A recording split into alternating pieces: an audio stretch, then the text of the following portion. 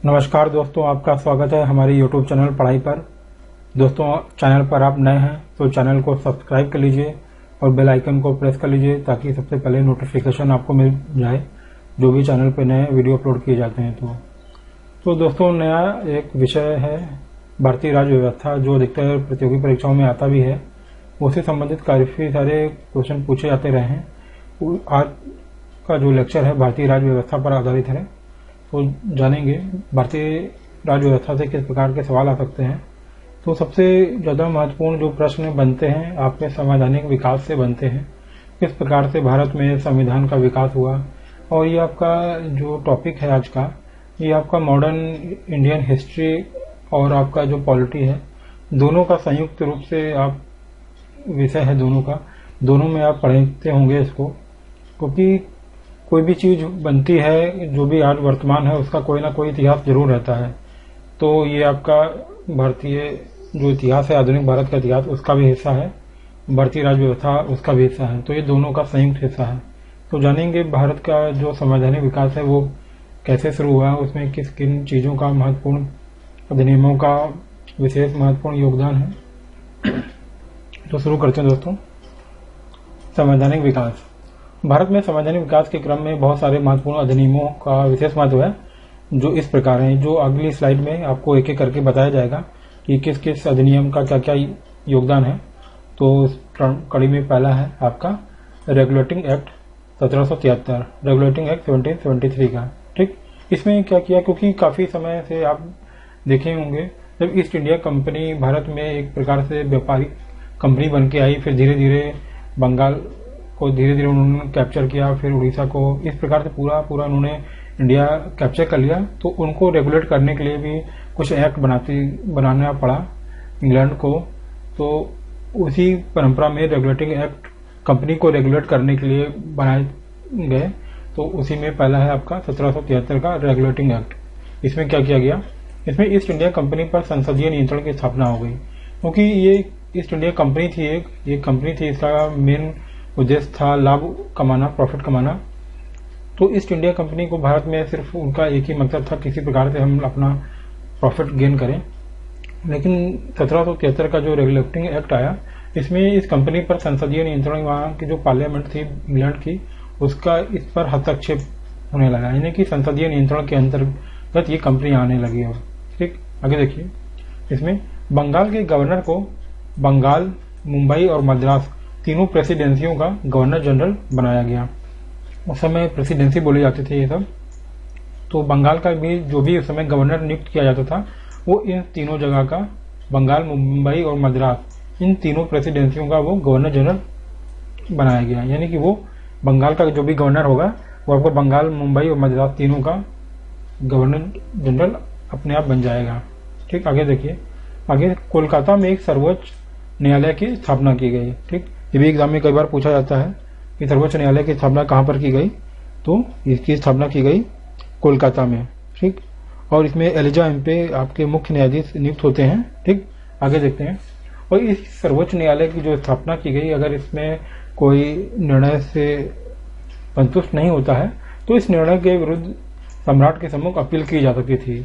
ठीक, सम्राट के सम्मुख, यानी सम्राट, भारत के सम्राट नहीं, इंग्लैंड के सम्राट के सम्मुख इसमें अपील की जा सकती थी। ठीक, तो ये रेगुलेटिंग एक्ट था। एग्जाम में काफी बार पूछा भी जाता है ये सर्वोच्च न्यायालय की स्थापना को कहां पर हुई, कोलकाता में हुई इसकी। ठीक, आगे देखिए, अगला है हमारा पिट्स इंडिया एक्ट 1784। ठीक, पिट्स इंडिया एक्ट में भी कई बार सवाल आते हैं। ये कभी कभी ऐसे ईयर पूछे जाते हैं कि पिट्स इंडिया एक्ट किस वर्ष आया। तो इसका वर्ष है किस वक्त निकाला गया, 1784 में। ठीक, तो ये जो पिट्स हैं उस समय इंग्लैंड के प्रधानमंत्री थे, तो उन्हीं के नाम पर ये पिट्स इंडिया एक्ट कहा जाता है। इसमें देखिए, कंपनी के व्यापारिक गतिविधियों को कोर्ट ऑफ डायरेक्टर्स एवं राजनैतिक गतिविधियों को बोर्ड ऑफ कंट्रोल के अधीन कर दिया गया। क्योंकि कंपनी है ईस्ट इंडिया कंपनी, उसके कुछ व्यापारिक हित भी हैं और उसके कुछ राजनीतिक हित भी हैं, क्योंकि वो कंपनी दोनों अपनी भूमिकाएं निभा रही थी। भारत में व्यापार भी कर रही थी और साथ ही साथ जो राजनीतिक हस्तक्षेप था राजाओं में के प्रति जो भारत में थी, उसमें भी वो बढ़ चढ़ के हिस्सा ले रही थी। तो इस एक्ट में कंपनी की व्यापारिक गतिविधियों को कोर्ट ऑफ डायरेक्टर्स की नियुक्ति की गई कि ये इसको हैंडल करेंगे और राजनीतिक गतिविधियों के लिए बोर्ड ऑफ कंट्रोल, ठीक, ये इस पर नजर रखने के लिए। ठीक, आगे इसमें देखिए, इसमें गवर्नर जनरल की जो परिषद थी उसके सदस्यों की संख्या 4 से 3 कर दी गई, एक कम कर दी गई इसमें। ठीक, पहले गवर्नर जनरल की जो परिषद थी उसमें संख्या 4 लोग होते थे, अब लेकिन इस एक्ट के थ्रू उसमें 3 लोग कर दिए गए। ठीक, अब आगे देखेंगे, अगला है हमारा, इसमें दोस्तों जो संवैधानिक विकास का ये जो लेक्चर है इसमें आप से कभी कभी ईयर भी पूछते हैं। ठीक, तो ईयरों का भी आपको ध्यान देना पड़ेगा। ठीक, अगला देखिए, अगला है 1786 का अधिनियम।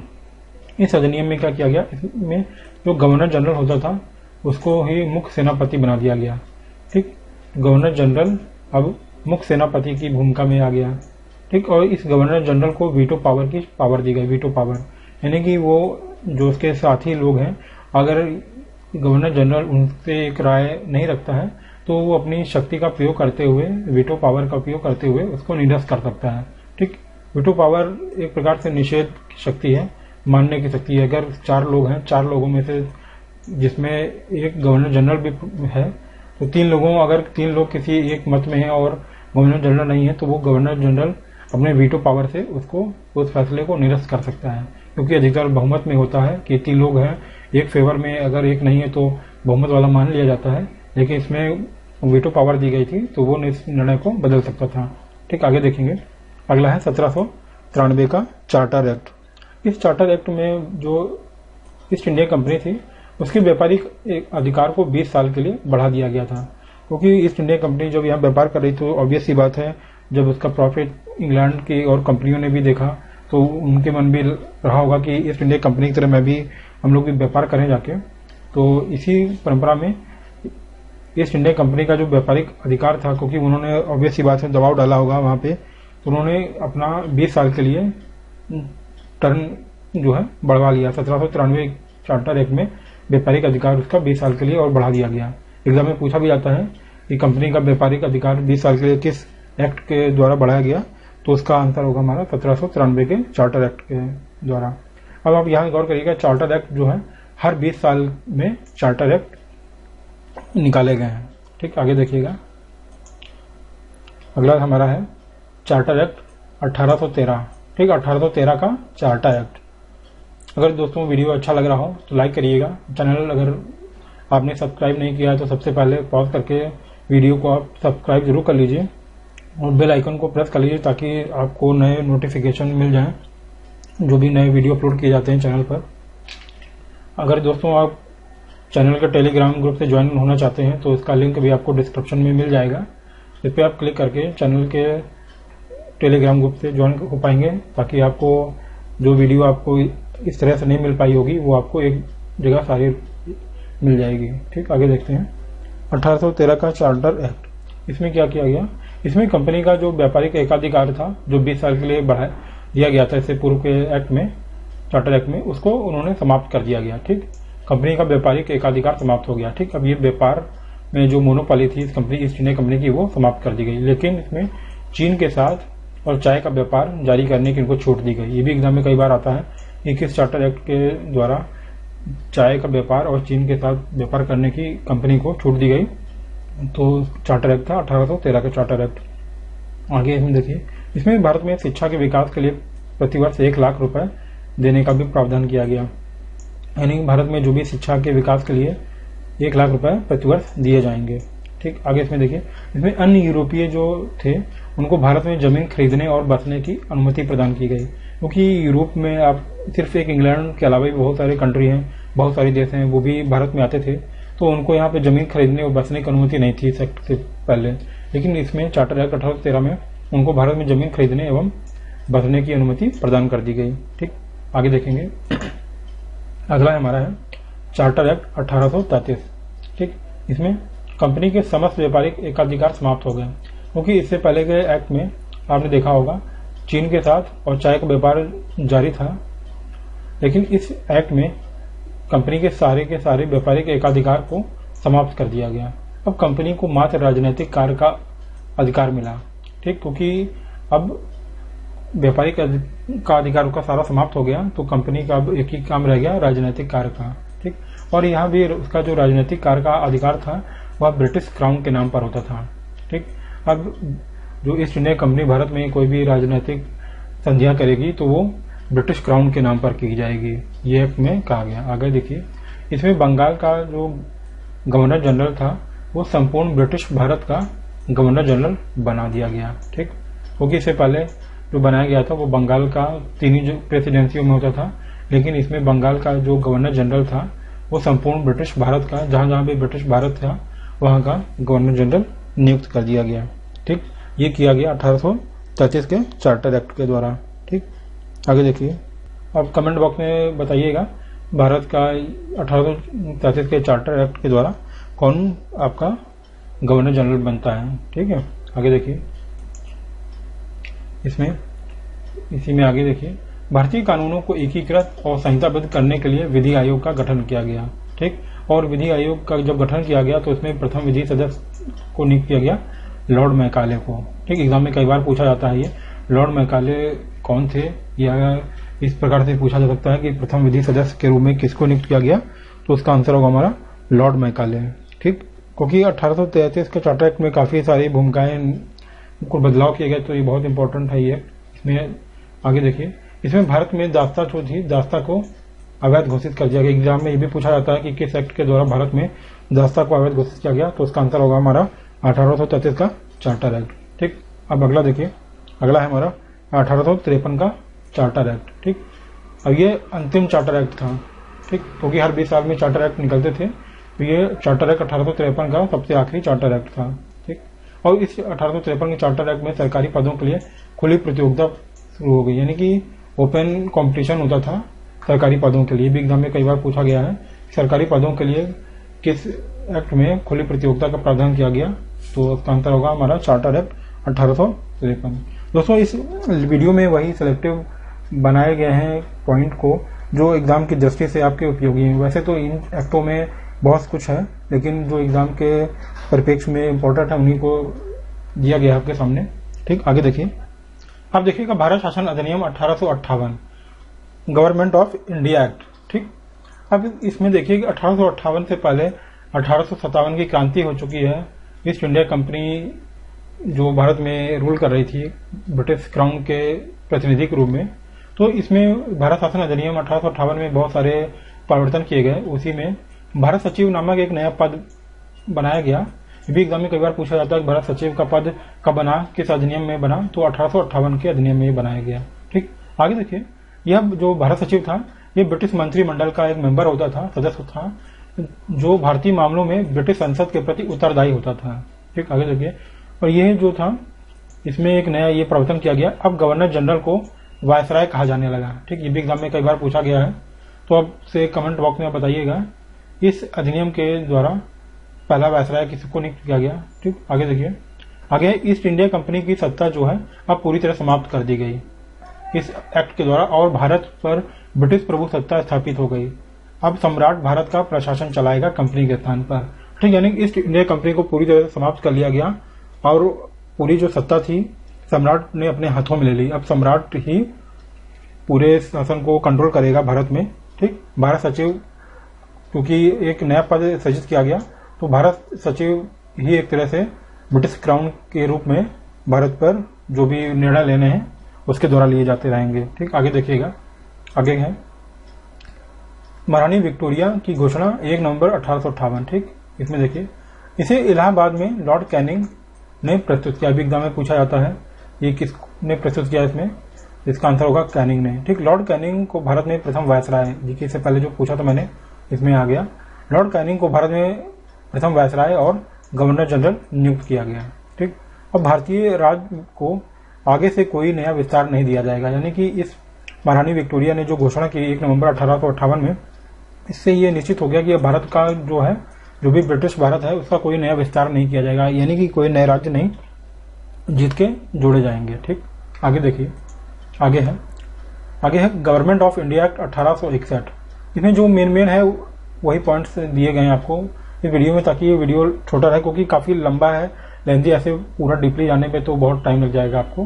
ठीक, आगे देखिए, गवर्नर जनरल को आदेश पारित करने का अधिकार दिया गया। ठीक, आदेश की जगह यहाँ पे अध्यादेश है। ठीक, यहाँ पे प्रिंट मिस्टेक है। इसमें गवर्नमेंट ऑफ इंडिया 1861 में जो गवर्नर जनरल है उसको अध्यादेश पारित करने का पावर दिया गया, अध्यादेश जारी कर सकता है। ठीक, अगला देखिए गवर्नमेंट ऑफ एक्ट 1892। ठीक, इस एक्ट में क्या किया गया, इसमें किया गया प्रांतीय विधानमंडल के जो सदस्य थे उनको वार्षिक बजट पर विचार विमर्श करने एवं प्रश्न पूछने की शक्ति दी गई। ये भी एग्जाम में पूछा जाता है कि वार्षिक बजट पर जो है विचार विमर्श करने प्रश्न पूछने की शक्ति किस एक्ट के द्वारा दी गई। तो यह को 1892 के जो भारत सरकार का अधिनियम था गवर्नमेंट ऑफ इंडिया एक्ट उसके द्वारा दी गई। ठीक, अगला देखेंगे, अगला है हमारा 1919 का भारत सरकार अधिनियम, या फिर इसको मिंटो मार्ले सुधार भी कहा जाता है। ठीक, मिंटो मार्ले सुधार। मिंटो आपके भारत के वायसराय थे और मार्ले आपके भारत सचिव थे। ठीक, अगले देखिए इस मिंटो मार्ले सुधार में मुस्लिम समुदाय के लिए पहली बार पृथक प्रतिनिधित्व की व्यवस्था की गई। एग्जाम में ये भी कई बार पूछा गया है। पृथक प्रतिनिधित्व की यानी कि जो एक तरह से देखा जाए यहीं पे फूट डालो और राज करो की नीति जो दिख रही है ब्रिटिश गवर्नमेंट की, उसमें मुस्लिम समुदाय के लिए पहली बार पृथक प्रतिनिधित्व की व्यवस्था की गई कि मुस्लिम कैंडिडेट को मुस्लिम जनता ही वोट दे सकती है। ठीक, यहीं से पृथकतावादी दृष्टिकोण की शुरुआत हुई। ठीक, आगे देखेंगे, आगे है हमारा, और ये जो 1919 का ये जो भारत सरकार अधिनियम है मोंटेग्यू चमस्फोर्ड सुधार, ये भी काफी इंपॉर्टेंट है। इसमें देखिए इसमें जो प्रांतों में द्वैध शासन चला आ रहा था, ठीक, उसकी शुरुआत की गई। प्रांतों में द्वैध शासन की शुरुआत की गई। इस अधिनियम के द्वारा केंद्र में द्विसदनात्मक व्यवस्था स्थापित की गई। जैसे केंद्र में आप देखते हैं इसमें लोकसभा राज्यसभा 2 सदन होते हैं, तो इसी अधिनियम में ये बताया गया। ठीक, इस अधिनियम के द्वारा केंद्र में द्विसदनात्मक व्यवस्था स्थापित की गई तथा इसी अधिनियम में सबसे पहले एक लोक सेवा आयोग के गठन की बात की गई। ठीक, आगे देखेंगे, अगला है हमारा 1935 का भारत शासन अधिनियम। ये काफी इंपॉर्टेंट अधिनियम है क्योंकि बहुत सारा भारत के संविधान में इसी से लिए गए हैं प्रावधान। इसमें देखिए इस अधिनियम के द्वारा भारत के संविधान का मुख्य आधार बना। ठीक, यही देखिए भारत के संविधान का ये मुख्य आधार बना। प्रांतों में द्वैध शासन को समाप्त कर पूर्ण उत्तरदायी सरकार बनाई गई। ठीक, और केंद्र में द्वैध शासन शुरू किया गया। ये भी एग्जाम में कई बार पूछा जाता है। ये द्वैध शासन क्या होता है, ये काफी लंबी हो जाएगा वीडियो, इसके लिए एक सेपरेट लेक्चर बनाया जाएगा चैनल के द्वारा, उसमें आपको बताया जाएगा। आगे देखेंगे, इसमें देखिए संघीय न्यायालय की स्थापना की गई अधिनियम के द्वारा, जिसके विरुद्ध अपील प्रीवी काउंसिल लंदन में जाकर की जा सकती है। और बर्मा को भारत से अलग कर दिया गया। ठीक, प्रधानमंत्री जैसे जो शब्द हैं उनका पहली बार प्रयोग किया गया। और जवाहरलाल नेहरू ने इसे अनेक ब्रेक वाली इंजन रहित ट्रेन कही, यानी कि ऐसी एक ट्रेन जिसमें इंजन ही ना हो। ठीक, एग्जाम में कई बार पूछा जाता है कि जवाहरलाल नेहरू ने किसको कहा, तो आपका आंसर होगा हमारा 1935 का भारत सरकार अधिनियम को, जिसमें कि इंजन ही नहीं है ऐसी ट्रेन कहा। किसने कहा, जवाहरलाल नेहरू ने कहा। ठीक, आगे देखेंगे। ठीक, अगला है हमारा भारतीय स्वतंत्रता अधिनियम 1947। ठीक, इस अधिनियम का प्रारूप किसने तैयार किया था, माउंटबेटन की योजना पर आधारित था इस भारतीय स्वतंत्रता अधिनियम का प्रारूप। इस योजना को 3 जून 1947 को पेश किया गया और इस अधिनियम में प्रस्ताव किया गया कि 2 अलग डोमिनियन स्टेट की स्थापना की जाए, भारत और पाकिस्तान, यानी भारत एक अलग और पाकिस्तान एक अलग, 2 अलग अलग इनके डोमिनियन स्टेट यानी अलग अलग देश बना दिए जाएं। तो ये इस अधिनियम में कहा गया है। ठीक, ये भी एग्जाम में पूछा जाता है। ये इस योजना को 3 जून 1947 पेश किया गया। ये कभी कभी ये डेट पूछा जाता है एग्जाम में। ठीक, आगे देखेंगे। दोस्तों ये छोटा सा प्रयास था चैनल के द्वारा। तो दोस्तों अगर वीडियो आपको पसंद आया हो तो लाइक कीजिएगा, चैनल अगर सब्सक्राइब नहीं किया हो तो सब्सक्राइब कीजिएगा। और वीडियो देखने के लिए धन्यवाद दोस्तों। नमस्कार दोस्तों।